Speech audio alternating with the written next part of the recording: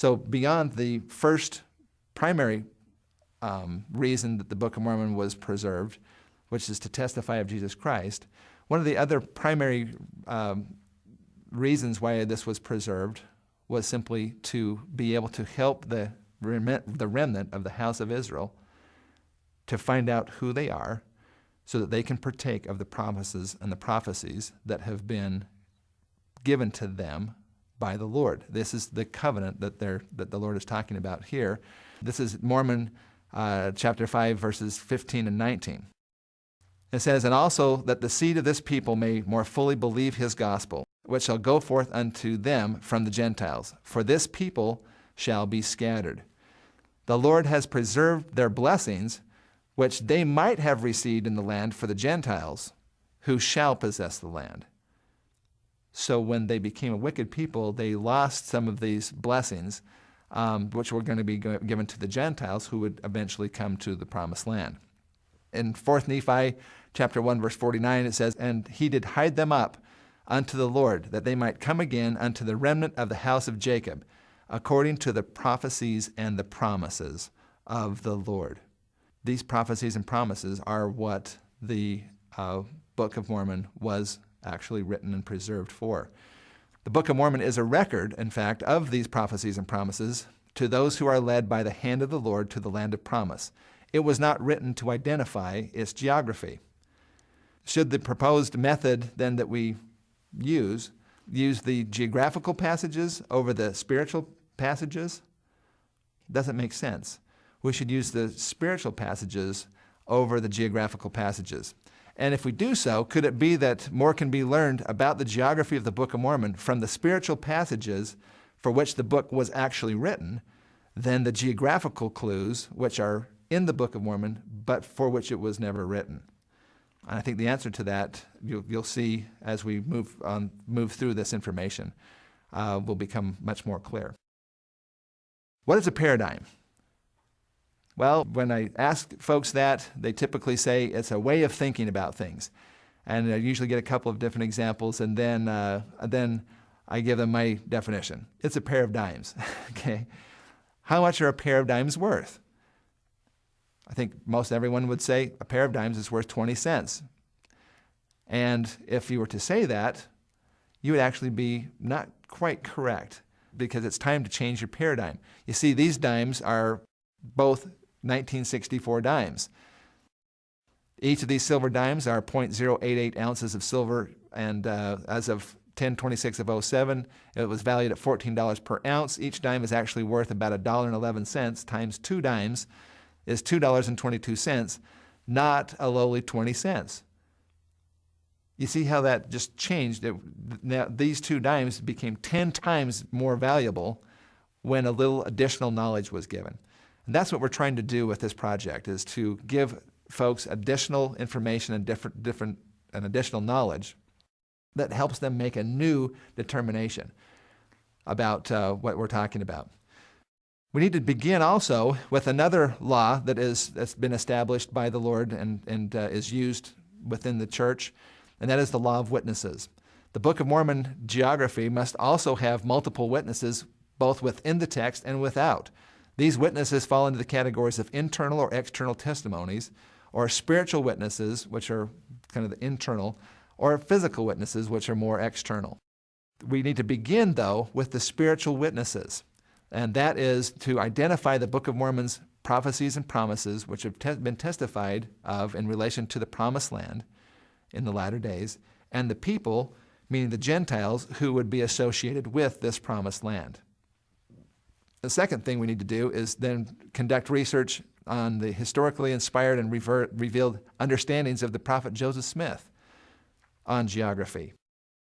Those 2 spiritual aspects, I think, will help us to come to some very clear conclusions as to where we might be wanting to look for the next 2, which are the physical aspects. The physical witnesses then are, number 3, a physical real-world evidence, such as any corresponding civilizations that might be in the correct time frame, archaeological findings that correlate to the text, things like head plates and breastplates and the way that they built cities and so forth. Cultural evidences, genetic or DNA evidences and relationships, and also linguistic ties. We should also then use the 550 passages from the Book of Mormon itself that indicates geographical understanding, and then apply those to what we find. By using this new method in this presentation, you will see that it may help us in coming to some better conclusions and limiting rather than expanding the number of potential sites or proposed sites for the Book of Mormon. So this new proposed method for conducting research on Book of Mormon geography is this. Number one, we take the spiritual and scriptural prophecies and promises passages for which the book was actually written and apply those first. Then we take Joseph Smith's prophetic and revelatory statements and apply that. Then third, we take the physical evidences such as DNA, archaeology, culture, the language, civilization, archaeoastronomy, metallurgy, building practices and materials, burials and climate, weather, all these different things. Apply those and see, are there any correlations to the Book of Mormon itself from those? And then fourth and finally, then we apply the geographic passages from the Book of Mormon and see if that helps then to really clarify and specify where certain areas of the Book of Mormon may have taken place. Now, the one thing that people need to understand is that the Book of Mormon is actually a Hebrew text. This is from John Tvednis in his Hebraisms in the Book of Mormon, a preliminary survey. This is back in 1970. Though the Book of Mormon expressly states that it is written in the language of the Egyptians, that's from 1 Nephi chapter 1, verse 2, nevertheless, it quite clearly reflects a number of Hebrew idioms and contains numerous Hebrew words. This is no doubt due to the fact that the Nephites retained the Hebrew language, albeit in an altered form. Then we know that from Mormon chapter 9, verse 35. Royal Skousen says this: the occurrence of non-English Hebraisms strongly suggests that the text was tightly controlled, down to the level of the word at least, and the spelling of names such as Coriantumr suggests that the control could be imposed down right to the very letter. The evidence suggests that Joseph Smith was not the author of the Book of Mormon, not even its English language translation, although it was revealed spiritually through him and in his own language by the Lord. This was written again by Royal Skousen in translating the Book of Mormon, evidence from the original manuscript. In Book of Mormon Authorship Revisited, the Evidence of Origins, back in 1997. This being the case, the words used within the text are not Joseph Smith's words, but the Lord's choice of words and the Lord's translation for us. Therefore, a study of textual evidence should include a look at the language and grammatical context, especially the use of words of direction and specificity. In other words, the demonstratives that give definiteness, direction, and distance within the text should be given proper attention. This is what we're talking about, is being able to get these words that are both used in Hebrew and in English that help to demonstrate proximity to someone. In Hebrew, like English, the use of these demonstratives to directly point to or indicate something to answer the question of which. The answer to which will fall into two main classifications. One is the number, meaning is it singular or is it plural?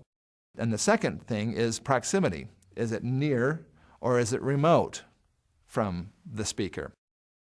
These are these demonstratives, and Bruce Porter was the one that actually, he contacted me and said, Rod, you need to understand these demonstratives and how they apply in the Book of Mormon. When something is singular and it's near, then I say this. For example, I might say this tie, as opposed to those ties that I might have in my closet. Or plural, these are my fingers and those are your fingers, for example. This becomes very important in understanding the definition of these demonstratives. This is singular, it's among the plural, it's one among a group, it's definite because it's within the group, it's specific, it's one among many, and it's always in the proximity of the speaker.